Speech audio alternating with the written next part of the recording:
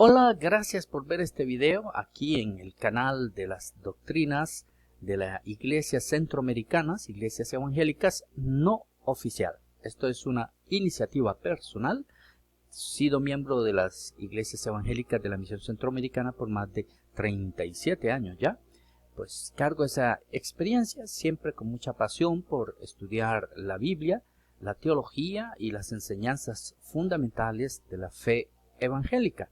Y bueno, con todo eso quiero decirles pues que he sentido esta pasión ahora por dar a conocer algunas de esas doctrinas, sobre todo en el caso personal de ver que desde los púlpitos de las iglesias centroamericanas he estado oyendo algunas posiciones doctrinales que no son acordes aún a la confesión de fe de las iglesias de la Misión Centroamericana, porque existe una confesión de fe, que se han llegado a acuerdos entre pastores y demás, pero bueno, existe a lo escrito esas confesiones de fe. Y bueno, aquí estamos llamando esta atención acerca de esta doctrina que muchos se está escuchando. Como les digo, hay mucho internet que va en esta dirección de esta doctrina y pastores están oyendo mucho en internet acerca de esto. Pastores que ni han tenido alguna formación en una institución de la Misión Centroamericana, pero que son pastores, están en esa posición, pero se van formando con lo que se oye en internet. Y esto es muy necesario irlo aclarando, porque al fin y al cabo son enseñanzas que se van expandiendo en el subconsciente aún de los hermanos que oyen. Así es que yo quisiera que retomar esto aquí como solamente un anuncio. Vamos a estudiarlo después con más tranquilidad y con su fundamento bíblico. Pero debes entenderlo porque es importante. Este es un tema muy importante. No es algo que está solamente por ahí y que no, y que quizás no importa cómo usted lo vea. Es un tema importante acerca de este gran tema que nosotros consideramos como cristianos evangélicos de una iglesia de la Misión Centroamericana, que no hay conflicto entre la soberanía de Dios y la responsabilidad moral del hombre, la responsabilidad individual del hombre. No hay conflicto entre las dos, sino que dentro de esa soberanía de Dios, porque Dios es soberano, ahí no está la discusión, Dios es soberano, pero dentro de su soberanía, Él ha dejado ese espacio, ese permiso, para que el hombre también ejerza su responsabilidad, su libre albedrío. Eso ha sido una enseñanza básica. Y hoy por hoy, pues hay otras corrientes que están empezando a proclamarse con más ahínco. Y bueno, quisiéramos hacer un esfuerzo en advertirles acerca de esto a través de esta introducción. Después lo veremos a través de una presentación. Pero ahí es donde está un poco este problema. Vamos a verlo aquí en serio. No estamos hablando de cosas de forma, no estamos hablando si tenemos que cantar con el himnario o no, o esas cosas, o tenemos que predicar con corbata o sin corbata. No estamos hablando de esa forma, si puedo levantar las manos, o la forma de las ventanas del templo no pueden ser de así o asá, o si hay que dormirse en el templo o no. No estamos hablando de esas cosas. El problema es serio, el problema es de fondo de la fe evangélica. Cuando usted lo percibe o lo escucha de otras maneras, y les vuelvo a decir, hay que hacerlo con mucha responsabilidad. Así es que yo quisiera manifestarles la seriedad de este problema, porque depende como usted lo vea, bueno, se pueden cambiar muchas cosas.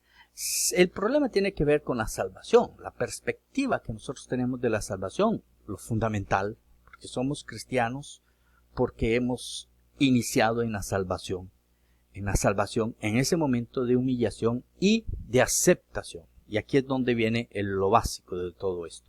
Nosotros creemos o hemos creído, yo no sé ni cómo decirlo ya, porque no tenemos nadie que rija o que pueda levantar una voz oficial en torno a estas cosas que suceden. Entonces, bueno, yo es que no sé si, bueno, ya la iglesia centroamericana no es lo que era y entonces ya ahora es como es, pero nunca hemos visto nada por escrito que diga que así es como se cree oficialmente, y bueno, entonces hasta allí uno podría decidir, bueno, no es mi lugar, ahí tendrá que estar en otro lugar. Pero mientras esté lo escrito dentro de esas doctrinas que siempre hemos tenido, pues tenemos que defenderlas dentro de la iglesia evangélica de la Misión Centroamericana histórica. Creemos, como dice el primer puntito, que el hombre decide si acepta a Cristo en su corazón. Es una decisión personal e individual. El hombre decide.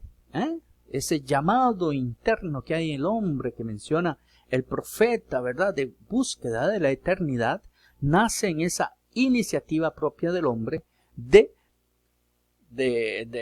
buscar, de Dios, de buscar su creador, de buscar el eterno, el soberano, pero que debe haber una decisión personal.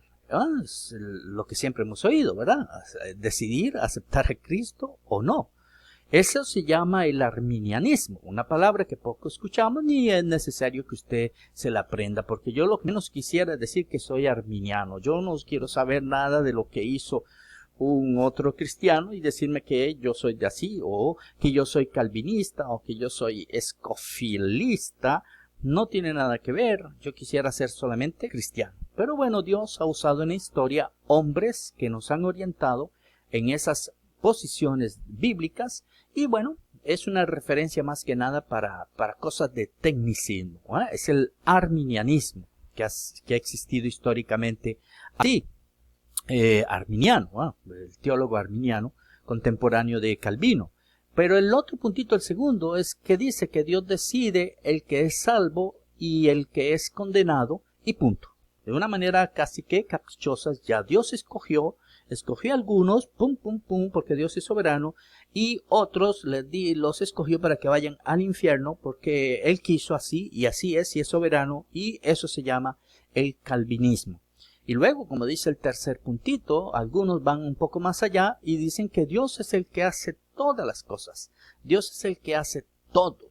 Dios lo hace. No es que Dios lo permite, como creemos dentro de la sana doctrina, sino que Dios las hace. Sin considerar las palabras, sin considerar que Él es soberano y que tiene esa voluntad permisiva, sino que Dios es el que las hace. Y eso pues va más allá, es el hipercalvinismo, y ya raya un poco dentro de lo que es una doctrina sana y una doctrina errada. Así es que por eso es que queremos estar tomando conciencia acerca de este tema, para que podamos ayudar a todos los hermanos. ¿Y cómo esto me afecta? Pues claro que nos va a afectar en nuestras disciplinas espirituales, tal como orar, porque ese acercamiento a la oración, sin saber si mi oración puede cambiar o no las cosas, y si ya Dios decidió todas las cosas, entonces, ¿cómo entender por qué Dios me da la oración como una herramienta de la iglesia para poder transformar, operar y hasta ejercer nuestra fe en milagros y demás? Pues si ya Dios tiene todo, afectará mis disciplinas espirituales. Después mencionaremos con más énfasis en esto.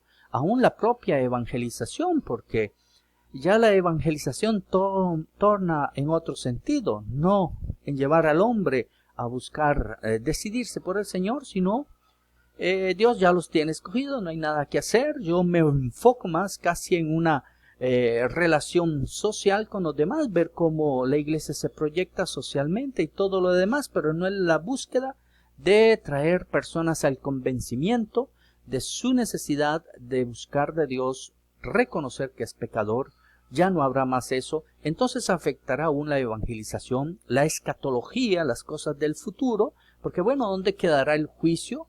¿Cómo Dios me va a juzgar si Él es el que ya decidió todo, como si fuera yo una marioneta o un robot? Y bueno, afectará nuestras posiciones aún escatológicas, porque tomará otra perspectiva y mucho más, pero realmente muchas cosas más. Así es que pronto vamos a tener un video acerca de este tema. Aquí lo estoy explicando de una manera sencilla para que podamos entender, sobre todo hermanos que como les digo, no están muy acostumbrados a tener ese acercamiento más teológico, pero que esas ideas se van filtrando dentro de las predicaciones, y es necesario que nosotros podamos levantar una voz que rescate esa sana doctrina de las iglesias de la misión centroamericana.